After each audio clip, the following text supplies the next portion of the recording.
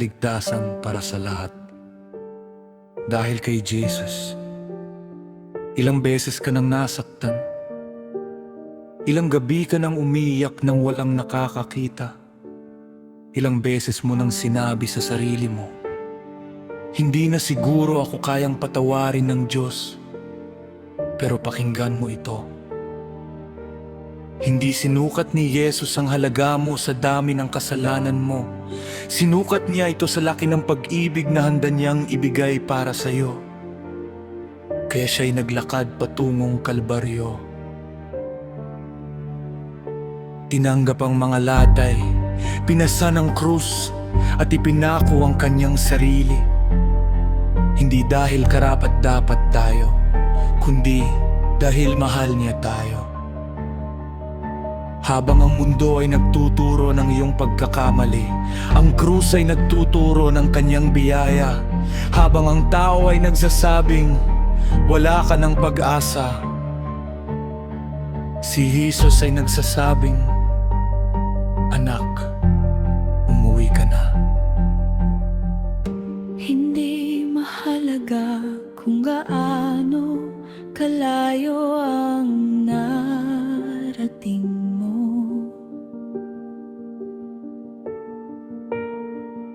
Hindi mahalaga kung ilang beses kang bumagsak. Sapagkat ang biyaya ng Diyos ay mas malaki kaysa sa iyong kahapon.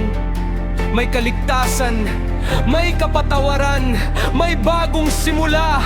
At ang paanyaya ay hindi lamang para sa ilan, hindi lang para sa banal, hindi lang para sa malinis, kundi para sa lahat. Para sa sugatan, para sa naliligaw, para sa umiyak, para sa makasalanan, para sa iyo. Kaya kung naririnig mo ang tinig ng Diyos ngayon, huwag mo nang patigasin ang iyong puso. Lumapit ka, yumuko ka, at hayaan mong yakapin ka ng pag-ibig na hindi kailanman bumibitaw. Dahil ang krus ay hindi naging katapusan. Ito ang naging simula ng ating kaligtasan at ang walang lamang libingan ng patunay. Nabuhay ang ating pag-asa, nabuhay ang ating tagapagligtas, at ang kanyang pangalan, Jesus. Ang tanging daan, ang tanging katotohanan, at ang tanging buhay. At sa Kanya, may kaligtasan para sa lahat. Mas magiging matindi ang dating nito kung babasahin ng mabagal. May mga sandaling katahimikan sa pagitan ng mahalagang linya, at lalakasan ng boses sa huling bahagi. At ang kanyang pangalan, Jesus.